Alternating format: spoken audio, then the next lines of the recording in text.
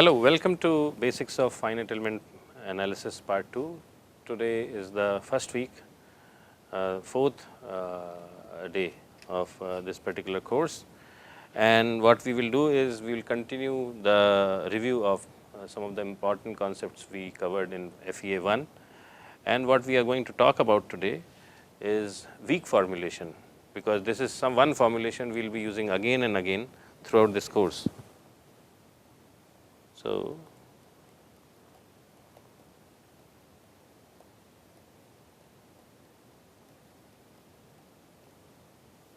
this is weak formulation. Now let us consider a differential equation.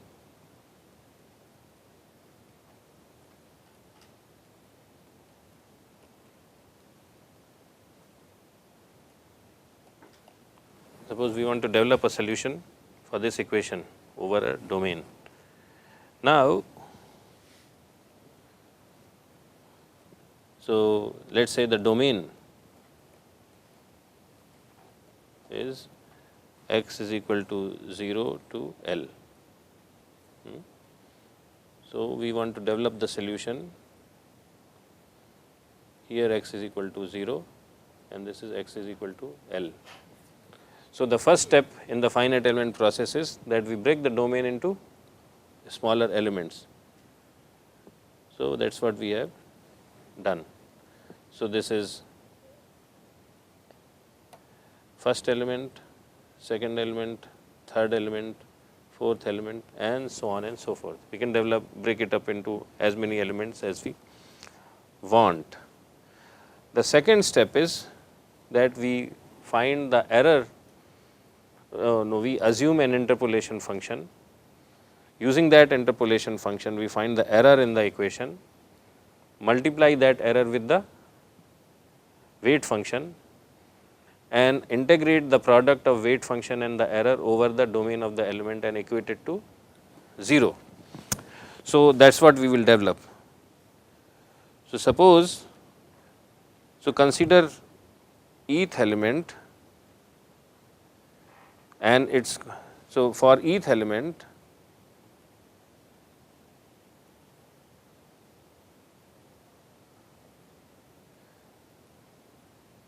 this is the eth element, its first coordinate is x e and second coordinate is x e plus 1. So, I am going to integrate the weighted error or weighted residual to 0 in this domain x e to x e plus 1, okay. And first we will write the expression for error minus d by dx ax, and u will be replaced by an interpolation function, right. So, it is d over dx tj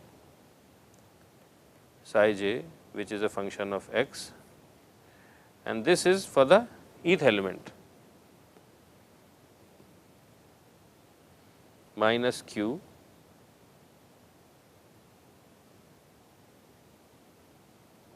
okay, and this dx equals 0. Okay. So, this is the error. Oh, I made a mistake. I have to multiply it by a weight function. So, psi I, which is a function of x, dx equals 0. So, this is the error, this entire term, and this is the weight function. So, error times weight function, I integrate it over the entire domain and make it 0. Once again, and this tj psi j has to be added up. This is a summation, and here it is j equals 1 to n. And this represents how many equations?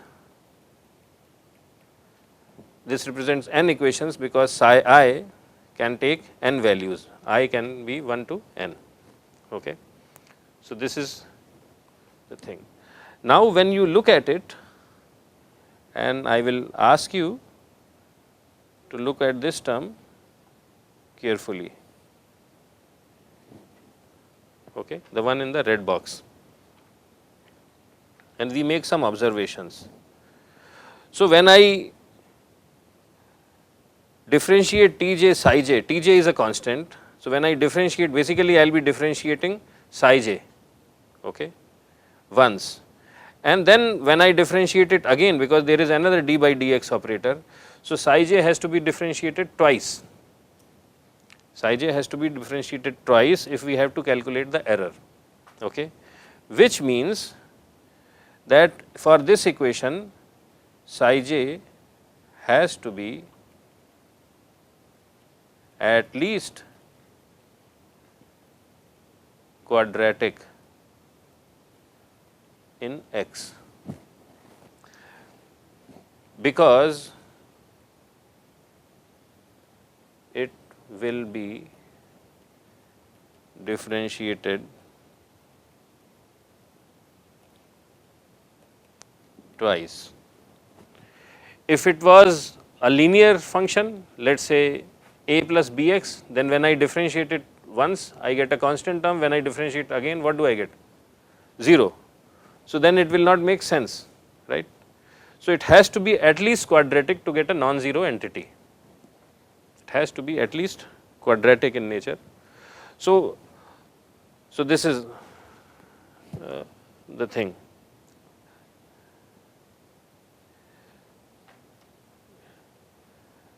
When we look at the weight function is not being differentiated at all. So, I can take a weight function of any order, but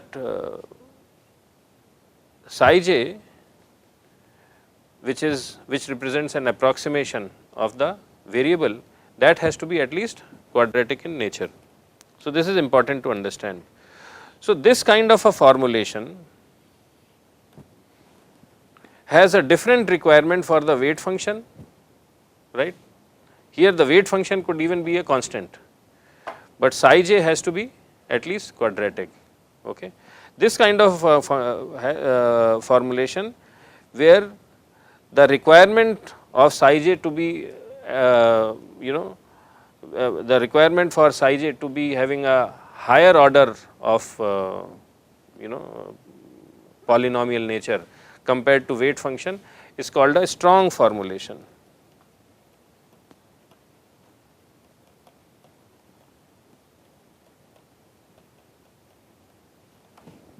It is a strong formulation because differentiability requirements for psi j are stronger. That is why it is called a strong formulation. Now, we will look at what is called as weak formulation, and before we talk about the weak formulation, we will look at one mathematical rule. So, we know that if I integrate w v prime dx, so this is something different in the limits a to b, this is same as minus of integral of a to b w prime v dx plus w v a to b. How do I get this? I know. So this is the final final identity. And how do I get this? Consider wv. If I differentiate it, this will be w prime v plus w v prime, or w v prime equals w v, the whole thing differentiated, minus w prime v, right. And when I integrate both sides,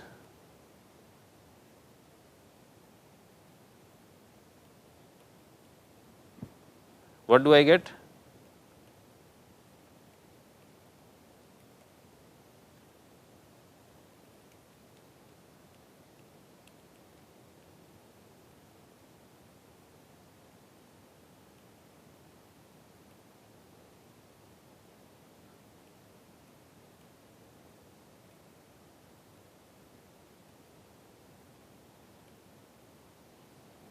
This is what I get. Okay. So, this is same as this earlier relation. Now, I use this rule to shift the differentiability operator on this expression. Okay. So, let us call this equation A. So, using this rule, I can re-express equation A in the following form, re-expressing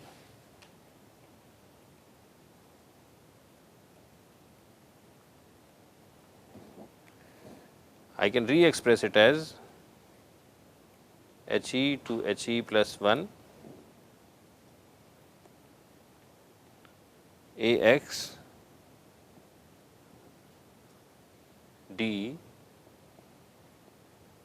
Tj psi j is a function of x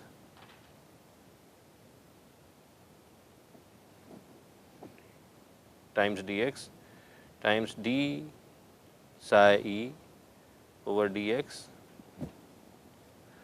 So, what I have done is this here,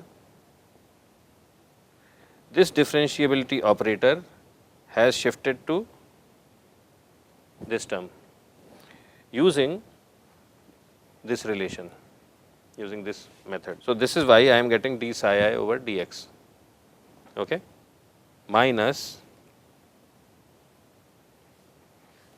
psi I times q, and then I get a boundary term. See, when I do this integration, I get a boundary term here, Wv evaluated at a and b. So, this whole thing is integrated with respect to x, and that equals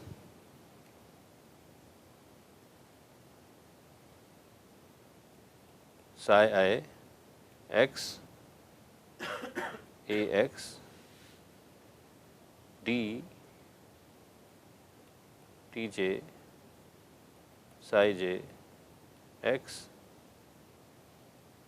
differentiated with respect to x. So, this is the boundary term and it is evaluated at HE and HE plus 1. So, this term is related to weight function, this term is related to interpolation functions,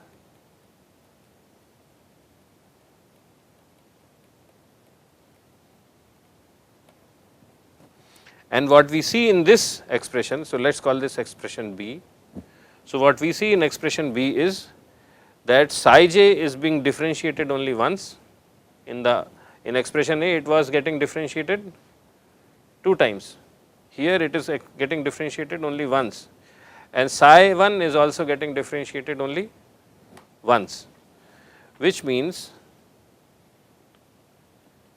differentiability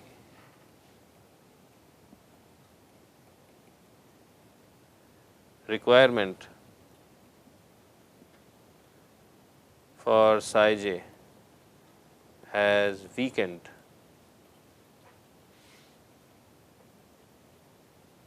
Right. So, earlier we needed at least a quadratic expression, now we can even manage with a linear variation. So, now in equation B, even a linear expression for psi j, which is a function of x, will be okay.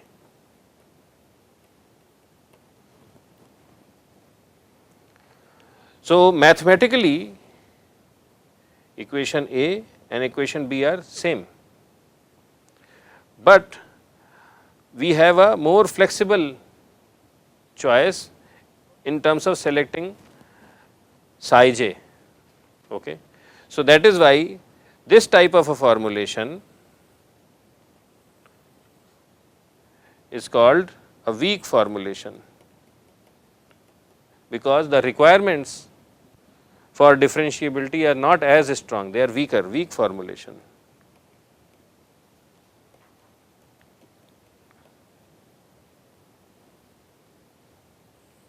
Weak formulation.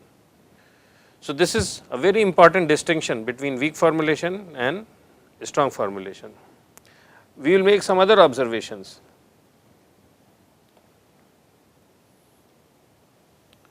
Now, it just happens that at least in this equation, see, our original equation was this. This is the original differential equation, and this is an equation which is linear in t, because the power of t is 1. It is a second order differential equation, right, second order ordinary differential equation, because I am having 2 times differentiation, but the order of power of t is 1. So, it is linear in t. So, when we do weak formulation, especially for linear differential equations, in a lot of cases we end up with situations where the weak formulation is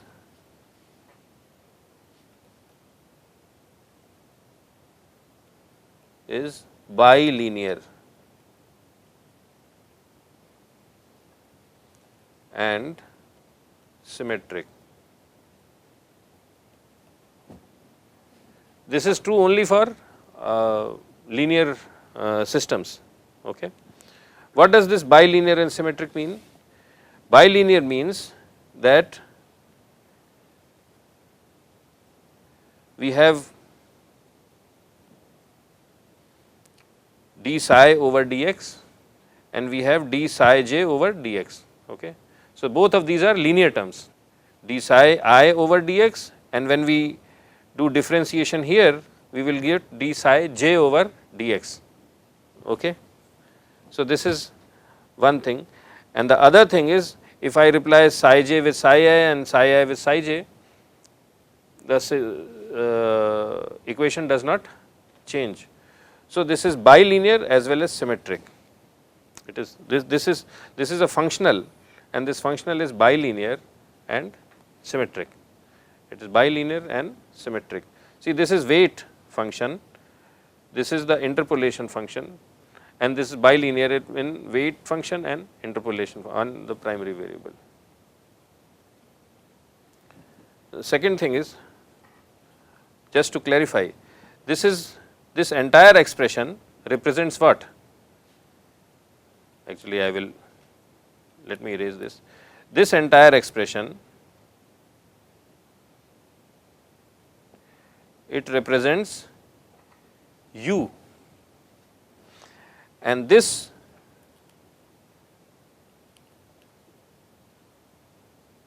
entire expression, it represents weight function. Okay. I just wanted to make it more clear what is bilinear and symmetric. Okay. Now, u, so this equation is linear in u because the power of u is only 1, and this equation is also linear in weight function. I can see, like I can replace this t j psi j by u, and I can replace psi I by some way another number letter w, weight function. So, this equation is linear in u because its power is only 1. This equation is also linear in weight function, its power is only 1. So, that is why it is bilinear in u and w. Okay. The second thing is, it is symmetric. Why is it symmetric? If I replace u by w and w by u, the equation does not change. Okay. If I replace u by w and w by u, equation, this entire expression, it does not change. So, that is why it is symmetric. So, because of this property, when I express at an element level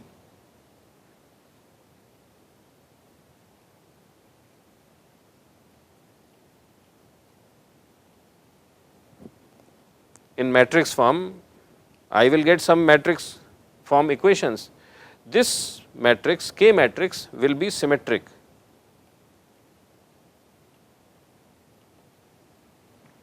Because the weak form is symmetric in nature. So, weak form not only reduces the differentiability requirement, but it also ensures that the K matrix is symmetric for linear systems, for linear conservative systems. We had discussed all these terms in our previous lecture. Okay. The third thing is it helps us identify what kind of boundary conditions we should worry about. Okay. So, let us look at this term,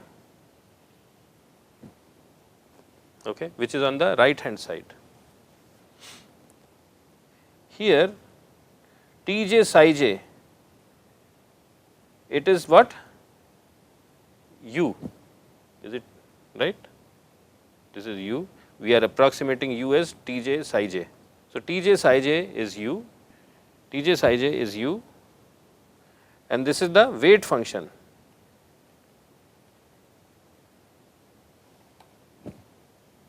Right, it is the weight function. So, if I look at it a little more closely, what I have is, this is weight function psi I can rewrite it as W, and then I have A x, and then I have this Tj psi j, summation of Tj psi j is nothing but U. So, this is U prime, right, Tj psi j, and I can break this expression into two parts. One is coefficient of W, this is W, this is the coefficient. So, this is A U prime, and this is known as secondary variable.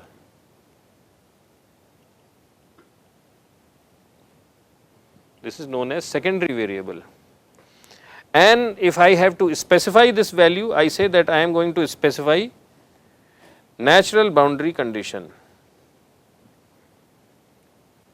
I am going to specify natural boundary condition. What does AU prime represent? Suppose I have a bar, suppose I have a bar and I am pulling it. U prime is essentially strain du over dx, right, du over dx is strain, and A is a multiple of E and cross sectional area. Suppose I have a bar, I am pulling it at this cross section,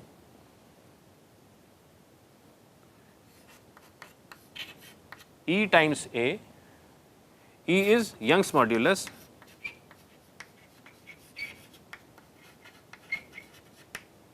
A is cross sectional area,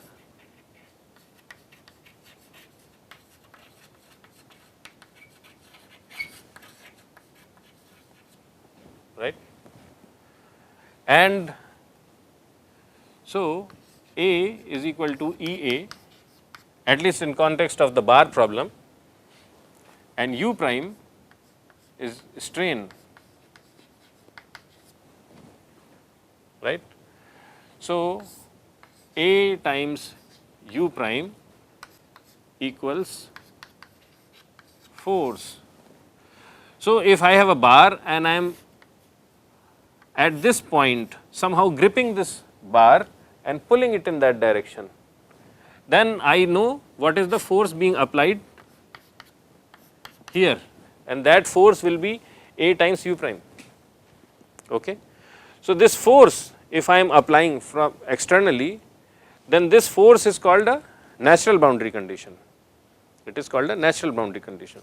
So, in context of the bar problem, this AU prime is known as the secondary variable, and it is a natural, and if I specify, I say that I have specified natural boundary condition. And then the other thing is W itself, W itself. So, W is the weight function, W is the weight function, and earlier in FEA 1 we had discussed that it represents variation in the primary variable. So, W corresponds to, so it is not same as primary variable, but it corresponds to primary variable,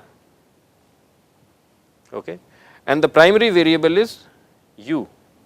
So, if I specify U, it is the primary variable, and then when I specify it, I call it that I have specified essential boundary condition. So, this boundary term, it helps us figure out what boundary conditions do we need to know in a system. So, when we do this weak formulation, it not only reduces the differentiability requirement for the interpolation function, but it also generates a boundary term, and looking at the boundary term we can figure out what kind of essential boundary conditions and or natural boundary conditions are required to solve the problem. So, this is the second very important benefit. So, with this we close the discussion for today, and we will continue this discussion tomorrow by actually illustrating this in detail. Thank you.